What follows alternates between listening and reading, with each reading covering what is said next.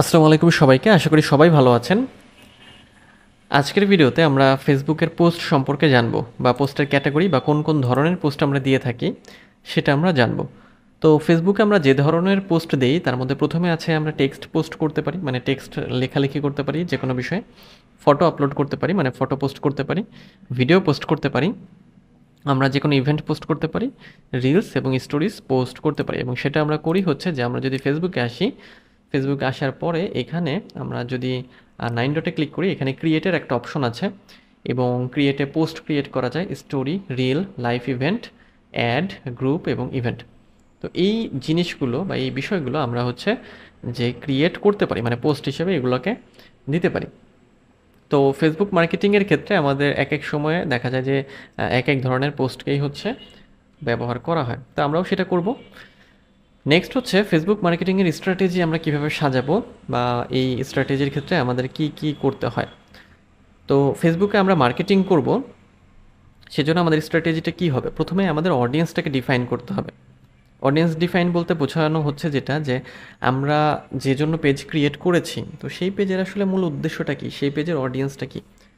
যেমন যারা pet food sell করে তাদের এক ধরনের অডিয়েন্স হয়, যারা হচ্ছে যে জামা কাপড় বিক্রি করে তাদের এক ধরনের হয়, আবার জামা কাপড়ের মধ্যে আবার ছেলেদের জামা কাপড় বা মেয়েদের জামা কাপড় বা বাচ্চাদের জামা কাপড়, যেটাই হোক না কেন আমাদের কিন্তু অডিয়েন্স কিন্তু ডিফাইন করতে হবে। অর্থাৎ অডিয়েন্স কিন্তু নির্ভর করে যে আমাদের যে বিজনেস বা আমাদের যে প্রোডাক্ট কী, সেই প্রোডাক্টের উপর নির্ভর করবে আমার অডিয়েন্সটা আসলে কী।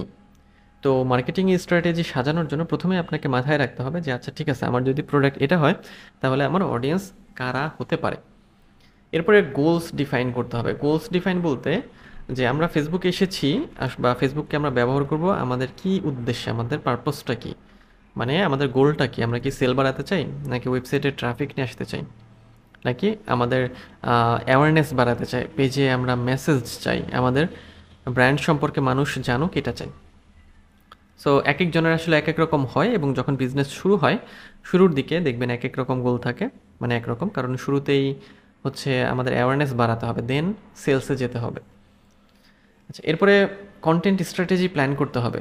কন্টেন্ট স্ট্র্যাটেজি প্ল্যান বলতে আমরা আসলে কোন ধরনের পোস্ট করব, কখন পোস্ট করব, টেক্সট পোস্ট করব নাকি ইমেজ নাকি ভিডিও নাকি রিল না স্টোরি, নাকি কোনো ইভেন্ট ক্রিয়েট করব, এই জিনিসগুলোর জন্য একটা কন্টেন্ট ক্যালেন্ডার রেডি করে ফেলতে হবে, এবং দেন সেই অনুযায়ী অনুযায়ী কাজ করতে হবে। এরপরে পেজ অপটিমাইজের বিষয়, অর্থাৎ প্রথম কাজ যেটা, যে আমাদের পেজকে অপটিমাইজ করে ফেলতে হবে, যেটা আমরা করেছি অলরেডি, যে আমাদের যে পেজ আছে সেটাকে অপটিমাইজ করা, 14টা যে স্টেপ, সেই 14টা স্টেপ কমপ্লিট করে ফেলা। এরপরে ফেসবুকের আদার যে টুলসগুলো আছে, যেটা আমরা মেটা বিজনেস সুইটে গিয়ে পাবো, সেটা ঠিকঠাক করা বা সেগুলোকে ব্যবহার করা। ফেসবুক গ্রুপ ব্যবহার করতে পারেন।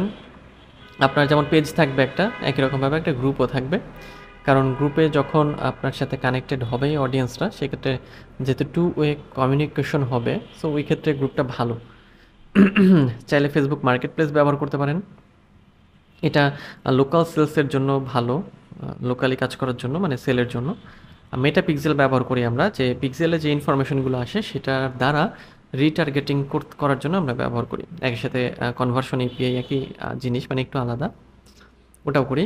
ফেসবুক অ্যাড ব্যবহার করি আমরা, এবং বুস্ট পোস্ট করা যায়। তো এইগুলো হচ্ছে আমরা যদি ফেসবুকে আসি বা ফেসবুক মার্কেটিং করি সেক্ষেত্রে আমাদের কাজে লাগবে। ওকে, সো নেক্সট হচ্ছে মার্কেটিং স্ট্র্যাটেজি নিয়ে আমরা আলোচনা করবো, অর্থাৎ নেক্সট ভিডিওতে আমরা জানবো যে মার্কেটিং স্ট্র্যাটেজি আমরা কীভাবে সাজাবো। তো দেখা হচ্ছে নেক্সট ভিডিওতে, সে পর্যন্ত সবাই ভালো থাকবেন।